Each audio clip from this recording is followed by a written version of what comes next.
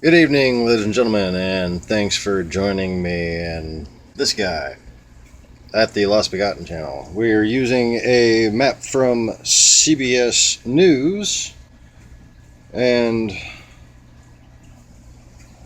well, you know, that's all lovely. But that's not what I'm here to talk about.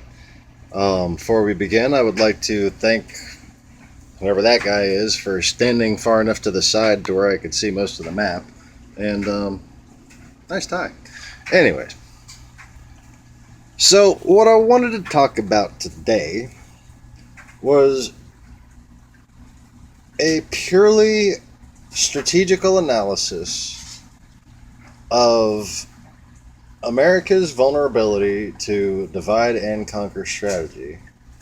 And I had to debate myself whether or not this would be, um, you know, giving away too much information. I hold a lot back, you know. I say a lot of things just to nag at the people that I'm talking to sometimes. You got to be wise to know when to take me seriously on this channel.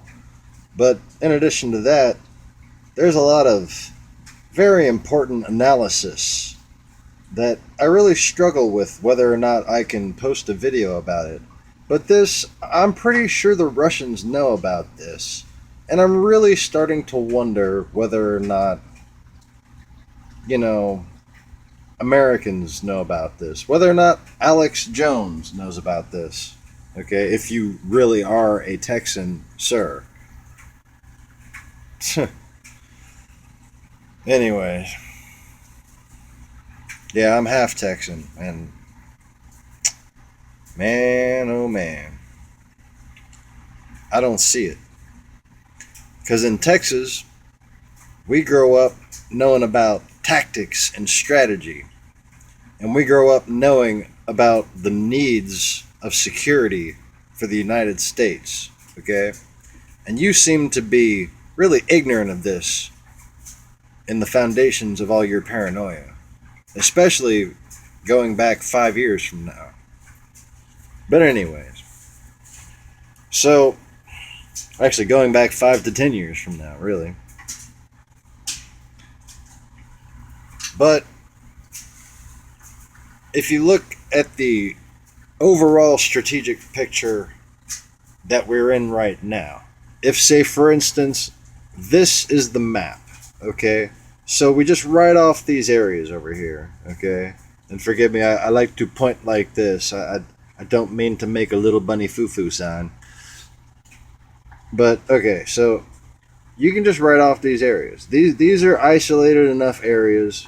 If a civil war broke out due to the divide and conquer strategy that is being psychologically manipulated into our culture via Kremlin paid shills, politicians, and otherwise, okay?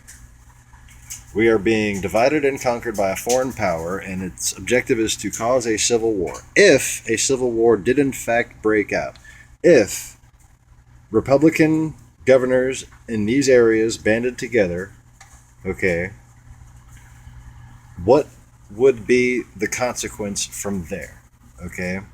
If, and this is a big key to this, understanding this danger and understanding how present and real this threat to America is if Vladimir Putin has any sort of ability to plan anything, okay? What you got to understand is the seeds are being sown for the following to happen, okay? There are effectively Russian colonies going to establish themselves in the northern parts of Wisconsin, Michigan, upstate New York, Maine, and Minnesota. Okay. Now, the biggest hindrance to this plan in the Republican areas that have the most military power are the Hispanic populations. But that is simply solved by giving this to Mexico. Okay? Now, the reason why these little guys will work up here is because there is an entirely disaffected area of Canada up here that is being heavily propagandized as well. This is all going to become one independent state declared independent from Canada. This is going to be one independent state declared independent for the rest of us, at war with this, at peace with this. This is all going to go to Mexico. And likely war will break out between this state and Mexico. Before anyone in these areas can talk sense into the rest of the country, this area would fall. Just the numbers don't add up, and therein lies the danger.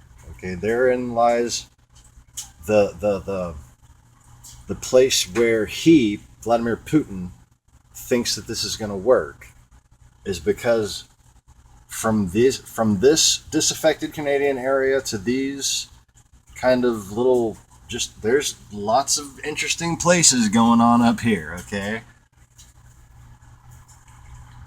To basically a Mexican invasion that is going to be conceded by, it's gotta be, you know, Mr. Purry, or whoever's in charge of there, would basically be making a deal with Mexico, and Los Angeles would go to Mexico, etc. But it's so feasible, it's frightening. And everybody just thinks it's kind of, no, it could never happen. Oh yeah, civil war could happen. And it could end very horribly. Alright? For everybody. This wouldn't be America anymore. Okay? This would think it was America. But man, come on. You've lost your soul if you think you can call that America. Now,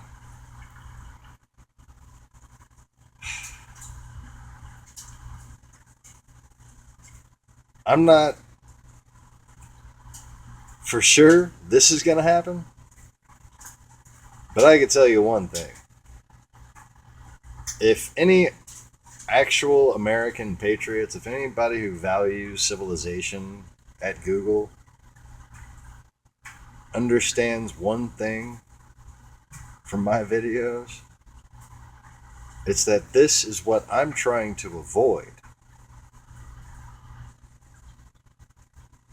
And well,